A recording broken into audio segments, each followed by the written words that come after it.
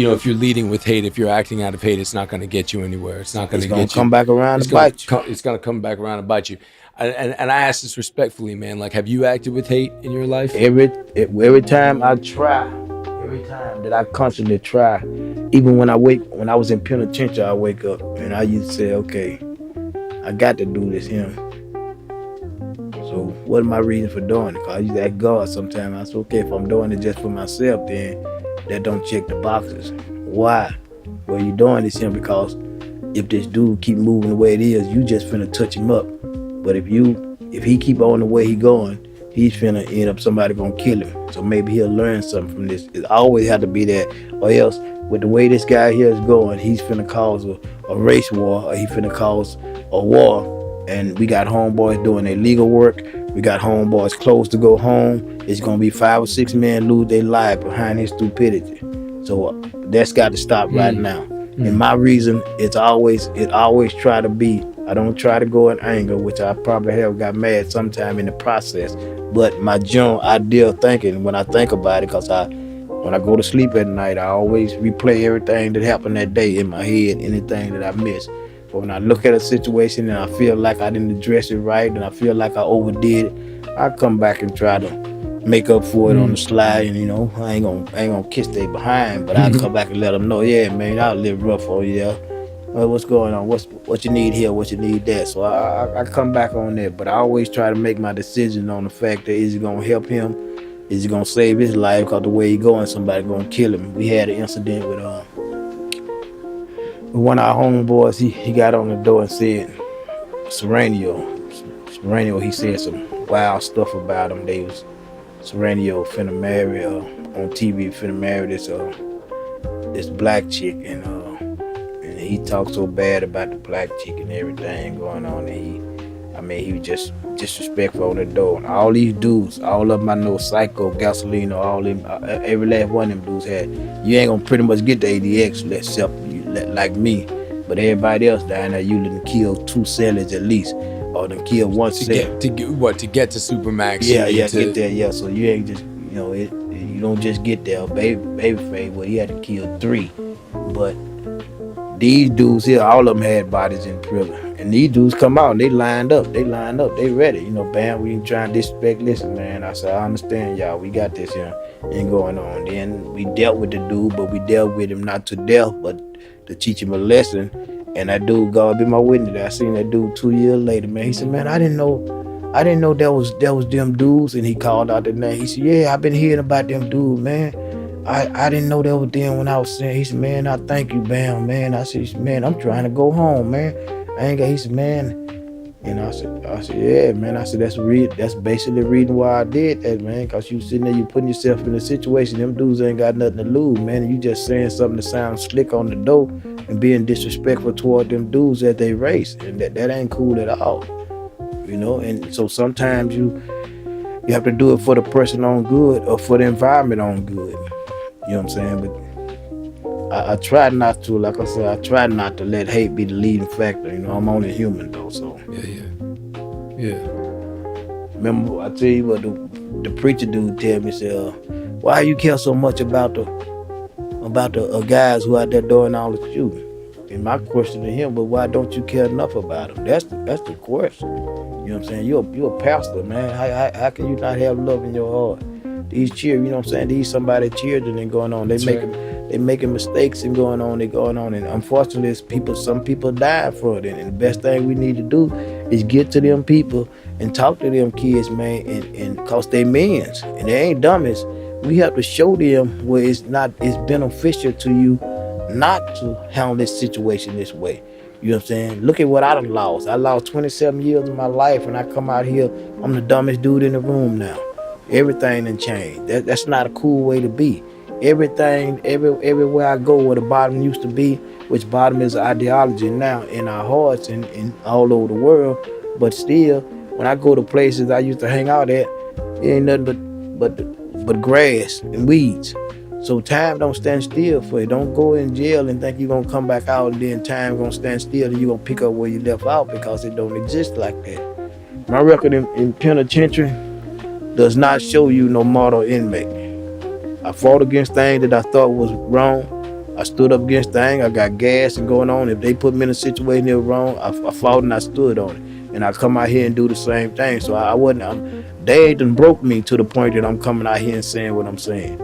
I'm saying what I'm saying because it makes sense, and I don't want to see these children instead of be taking lives and look at well, they're not taking a life, they ain't doing nothing but exchanging a life because this person died and you go to jail the rest of your life, you ain't took nothing, you ain't walking away clean free. When a person is committed to what he's doing, That's right. Unbending. whether it's murder or whether it's this and that there, he's gonna be good at it. He's gonna put his heart into being good at it. So if you can find something else for him to put his heart into, he gonna be good at that too. Some of these guys who I was around, who were a good friend of mine, not trusting with my life, got 33 bodies and going on like that. But their mindset now is they if they had it to do over again, they'll do different. And they also want to help the children to make different decisions going on. They can't take back what they did and going on.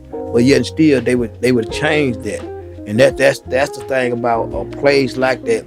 I be in there. I done seen dudes come in there and them son going to come in there and they intelligent, super intelligent. And then in 2 years they eating feces off the wall, covering themselves in feces and eating feces off the wall. Food out Why do there. you think that is? They go crazy because if the brain can't reach outside and connect with something, then it's gonna turn on itself and turn inside. Did you see? Did it? I seen it. Did you see anything with yourself that way? Did you start to go that What way? What I used to do is number one, I cut off everybody, do my Bible study. The only person I stayed in contact with was my sister and a friend of mine named Billy, kid I had helped a long time ago, stuck with me through the whole bed. But I had a routine. I get up, watch my cartoon, and I read my Bible, and I cut off the world. It's like being in a glass sarcophagus. You can see the world, but you can't affect it in normal fashion. So it's basically you put yourself through hell because you can see everything going on, but you can't touch it. You know what I'm saying? So by you seeing, that's like the old dude said one time, if you gonna lock me up forever, take my window too, cause I don't want to see what I'm missing. You see what I'm saying? That's the same thing with me. I can't, if my daughter called me and say, hey, this happened, here, what I'm gonna do? I'm gonna walk around an 8x10 cell and get mad. So there's nothing I do. So I don't need to hear that. I don't need it. Cause that ain't do nothing but mess up my bed, and then I'm gonna be zapped out because now my brain gonna be trying to figure out ways that I can help her. Then I'm gonna start faulting myself because you can lie to a lot of people, but you can't lie to yourself. When you sitting in that cell, everything the situation you said, oh, come on, man, I know I should have did that better. Oh, I didn't have to do that way. You go through that with yourself, and you got to forgive yourself for those things. If you don't forgive yourself for those things, it'll eat you up and drive you crazy. So you have to look at the things and say, okay, I was who I was then, but I'm gonna be somebody different now. But I should have did that better, and now I will do that better if I get another opportunity. But you can't lie to yourself and say, well, I did that because he was finna swing at me and going on. Because when you replay it back and everything, you can see, man, that dude wasn't finna swing at you. You was just mad and you did that going on. So you have to, and if you lying to yourself, then your brain gonna start playing games with you. Now you ain't gonna be able to believe nothing. You ain't gonna be able to believe nothing you say. And so you always keep it real with yourself. Hey man, yeah, I shouldn't have did that, but that's behind me now. Forgive myself for it, and let's get on and do this and make sure I don't do it no more. And like me, when I make mistakes, because I like chocolate, and whenever they have something that I like, if I do something, then I punish myself by not eating it, not eating whatever I like. Like what? Like give me an example of that. Like if I love chocolate, so if they have chocolate cake, and I done cuss, cause I generally don't use profanity. If I done cussed and been in the conversation, cause I don't lie. I don't like to argue. I don't like myself to argue. So sometimes we out to wreck. Most of the time inside we have to talk with sign language, but out there we at wreck. We can talk through the fences or over the wall. So if I get in a conversation and get a little heated, come on, cause it take me like 3 days to calm down when I get mad. That's why I don't like to get mad. So I'll come back in, and next good thing they have, I take it out the plate and smash it up and throw it away, cause that's my punishment for lying to myself. So that make me think twice about doing it again. So I try to make it a habit of punishing myself because I know I ain't gonna allow nobody else to do it. So I check myself to keep somebody else from having to do it, and that used to kind of keep me pretty much. It didn't keep me straight. It kept me sane though.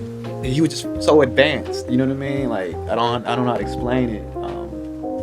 But the story where he actually robbed it was a convenience store, a liquor store. Yeah. No, it was a regular little corner store, but I heard the man in there talking about telling the police that if the alarm go out more than twice, it just arrest you and through there. I was getting my grandmother some green, so I come back up there with a partner and looked it over, and we jiggled the thing, jiggled it 3 times. Police came 2 times, then coming it in, but it's a big old drop down there, so I had to get a bag, get a pillowcase, and tie a string on the pillowcase, and I had to take the pipe, and go down the pipe, and then get on the desk where the cash register at, and then you get off there. So I get on the pipe, so I get the screwdriver, get in the cash register, and I grab all the money. But when you pop it open, it's got the money under there and some rings and stuff. I guess the dude was buying rings for people in the neighborhood, or they was pawning or whatever. So I grabbed all that out, and I just went on, start throwing everything in the pillowcase, then start